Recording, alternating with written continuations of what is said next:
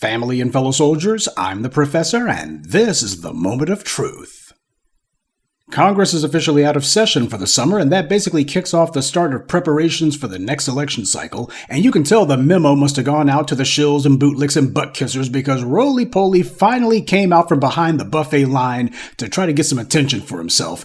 Now, I'm not going to replay his silly little diatribe because we've heard it all before. The reason this clown is out here whining again is because he's still trying to prove to someone at DNC headquarters that he should get a consulting gig, and he knows what they want to hear is that he's going to attack the new voices of black media. The Democratic leadership that he's desperately trying to get a job from, they know exactly what happened last year. They didn't produce anything for black people, and you have a black media out here who reminds black folks, hey, these Democrats aren't producing anything for you, so don't produce any votes. No tangibles, no vote, no kidding. So that's the reason why Roly Poly has suddenly found himself wanting to attack the new voices of black media again. He knows who's relevant and who's not. Though it's important to note that he ran off a lot of people's names. Now that's worth noting because it's an acknowledgement on his part that the black media has the shills outnumbered. Sure, the white media doesn't give us some token guest spot on one of their news panel shows, but so what? The younger crowd, the ones who matter, we've reached them on the internet, and even Roly has to admit that there's a lot of us out here now. We're all codified and on message. This is the same Roly, by the way, who said that Democrats need to forget about younger voters altogether because younger voters don't turn out to vote, and instead Democrats need to focus on the older voters. He said that mainly because older voters are the only people who will pay attention to these HBCU retreads like Roland. Except the problem is that old black demographic, the boomers, they're dying out. And there's no new boomers being created. The older crowd are the only ones left who cared about the HBCU connections. They were the ones whose hearts went pitter-pat for that. But the rest of us, we know exactly what those guys are, and we don't trust them because they're untrustworthy. This is what happens the year before every major election, by the way. While the DNC's online shills and their social media operatives stay quiet, the cable news cast-offs like Roly start trying to make some noise. Well, those white Democrats he's trying to get money from are as clueless as he is if this is what they put him up to. And to prove it, the white media is trying to put a pretty face on things, but lipstick on a pig, or in this case a donkey, doesn't make it any prettier. You just made it look weird.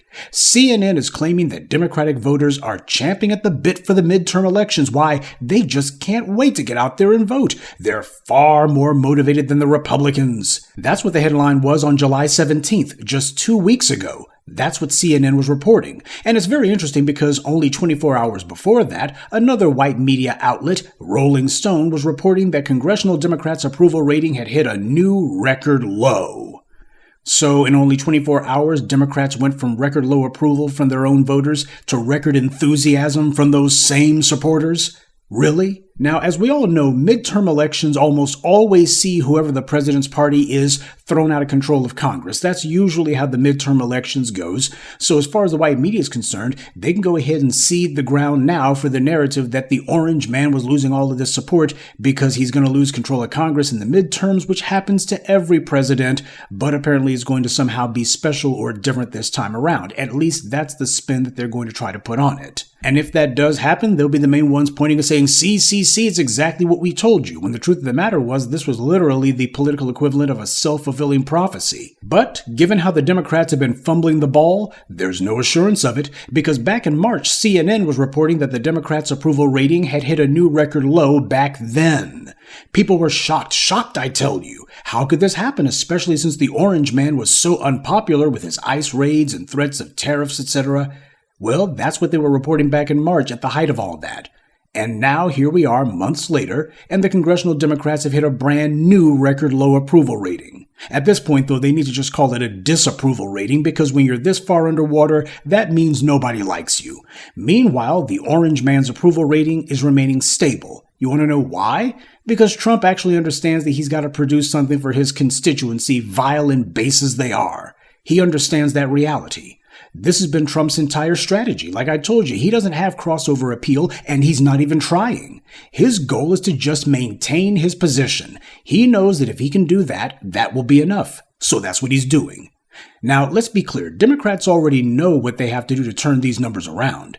The demands from the base have been crystal clear. The problem for the Democrats is they're beholden to the same white-moneyed interests as the Republicans. They have also gone on the record several times saying we're not listening to the base. Oh, they're just a whole bunch of fringists and a bunch of lunatics. They're on the far edge. And what are their demands? Well, they're actually telling us we need to stand up to some of these institutional investors like the BlackRocks, Blackstones, Vanguards, and others. They're sitting here telling us that we're actually supposed to be taking a stand on issues that matter to them. That's really crazy. The Democrats have been the most shameless cheerleaders against their own voters. That's something that the Orange Man never does. Democrats are underwater. They know it. And what's their response? Send in the shills. Yeah, because that always works, doesn't it? And of course, all of this bad news is taking place on Hakeem Jeffries' watch. To hear the Democrats and the stuff that they've been feeding themselves for the last few years, they ought to have like a 90-point lead on Trump in all categories, but they don't. And it's no coincidence that you got both Roly Poly and Hakeem Jeffries as the failed faces of the black misleadership class. That's what these guys are. Karen Bass is happy as a clam because she doesn't have to worry about black voters making things uncomfortable for her politically. But Hakeem Jeffries doesn't live in the political bubble of California, so he doesn't have that kind of insulation. For the Karen Basses of the political world, there's no reason for her to cave in to black demands because Democrats have all but purged black people from the largest state in America. But if Karen Bass thinks that she's going to be president, and make no mistake, she's dumb enough to try, she'll learn the same lesson Kamala Harris did. California politics is not national politics.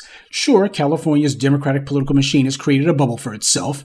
Because there's still a gargantuan economy, they do matter economically, but they fooled themselves into believing that since black voters can't make a big difference in their state, then that means black voters don't matter nationwide. As the old saying goes, as California goes, so goes the nation. But that's not true in all circumstances. The same way DeSantis thought that Republicans gerrymandering control of the state's political offices meant that he was so popular and that apparently they're just huffing their own farts and telling themselves how brilliant they are. And when DeSantis tried to run for office outside of his little fiefdom, he got crushed in record time. This is why their practice of carpet bombing the public with propaganda is so important to them. It's their way of conjuring magic, to make people believe things that don't really exist. But whether it be DeSantis, Hakeem Jeffries, or Roly Poly, they're all finding out the hard way that reality always gets the last word. This game of being the controlled opposition is reaching the end of its rope. It's like Dr. King said, the days of fooling voters with gestures and winning elections on the cheap are over.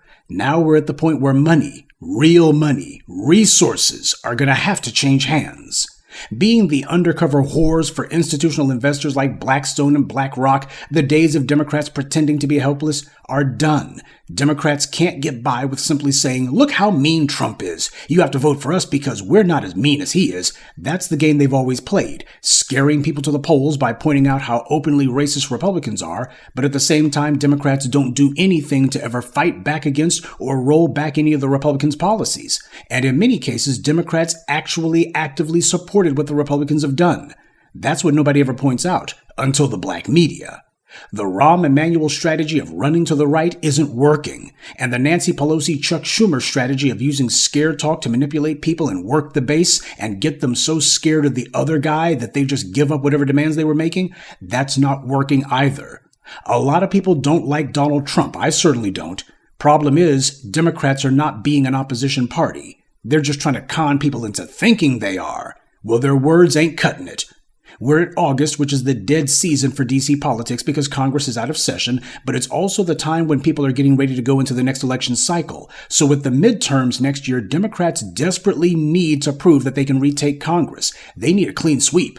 One house of Congress won't be enough. If they do manage to take back both houses of Congress, you'll be able to count the seconds before the House of Representatives starts to issue articles of impeachment. This is the last chance they're going to get to slap Trump in the face. They know it's not going to actually lead to a real removal from office, but it won't have to. Just the fact that they can do it will be enough for them. But make no mistake, it's not the racism from the white right that's motivating the Democrats. Their entire shtick is the whole, this isn't who America is, but that lie got blown out of the water when the Orange Man swept all the swing states. The reality is Trump is exactly what America is. And the Democrats are trying to con everybody into believing otherwise. They're hoping to set up the pathetic narrative that anyone who's telling you to make demands is MAGA.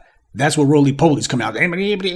These people, they on the side of Trump. No, I'm on the side of my interests. If the Democrats are on the side of my interests, then I'll be for them. If they're not, then I'm not going to be for them at all. Only a fool supports somebody who doesn't support them.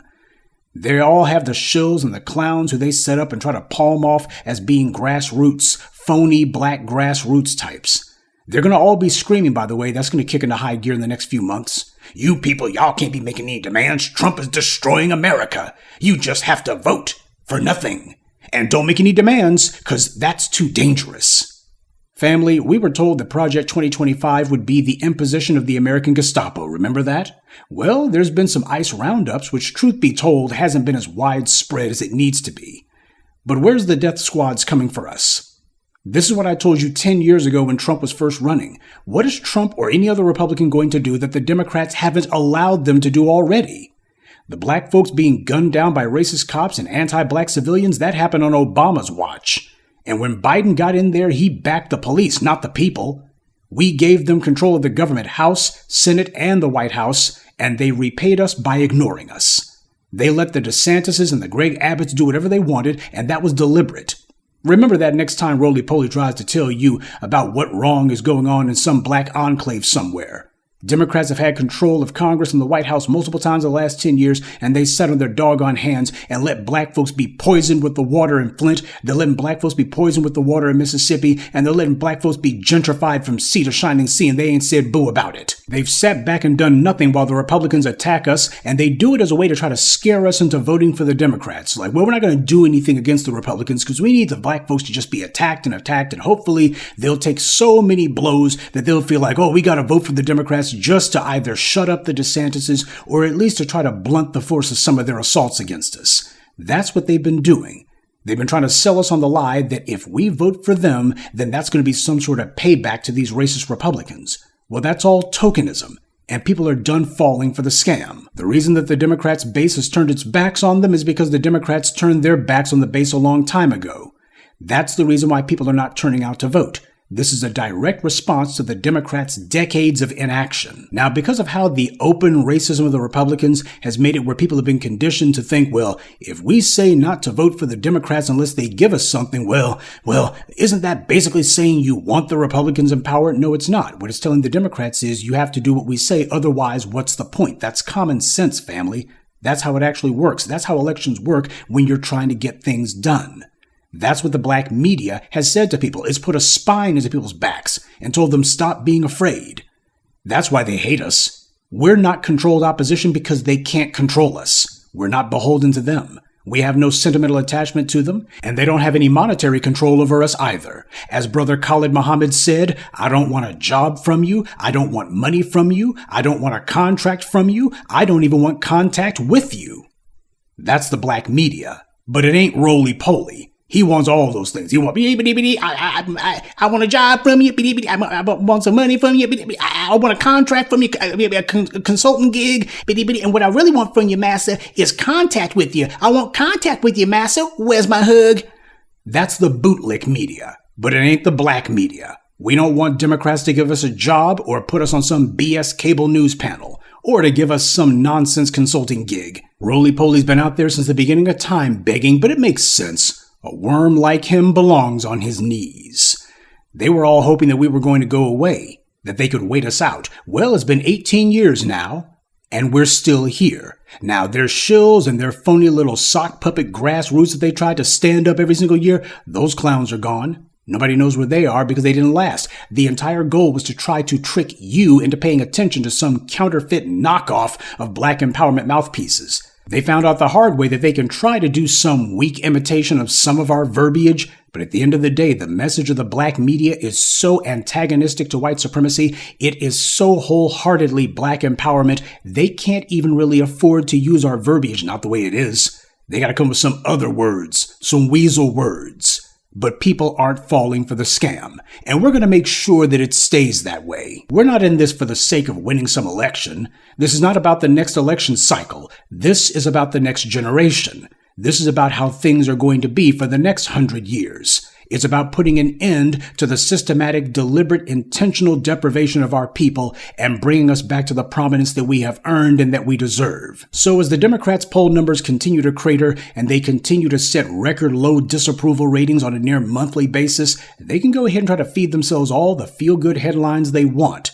But the people who are actually supposed to be concerned are not the mindless, brain-dead folk who actually still listen to the white media. The people they need to reach are the black masses, the ones who tuned them out years ago. Now, of course, especially these white media outlets, they don't have to listen to the black grassroots at all. They can go ahead and try to take refuge inside of their dream-o-rama all they want. But if that's what they're going to do, they might want to go ahead and squirrel away a little bit of extra cash. That way they can continue to pay this extortion money to Trump as they all try to desperately survive the next 4 years. And sure, they'll more than likely make it. But it's going to be a hell of a lot harder, and they'll have a lot less to show for it if the orange man manages to hold on to Congress next year. But truth be told, ignoring the black grassroots, that's not really a smart strategy for the white media either. Because about the only people whose approval rating is lower than Congress is the white medias. And you know what? If they blame the black media for that, that's just fine by us too. Good day, and be one. I'd like to take a moment to mention some of our contributors: Naiva Bell, OG Ikegas, Alan Reese, Mark Singleton, and Naji95. Salute to them, and thank you to everyone for listening, liking, and sharing this message. Black empowerment only exists because of you.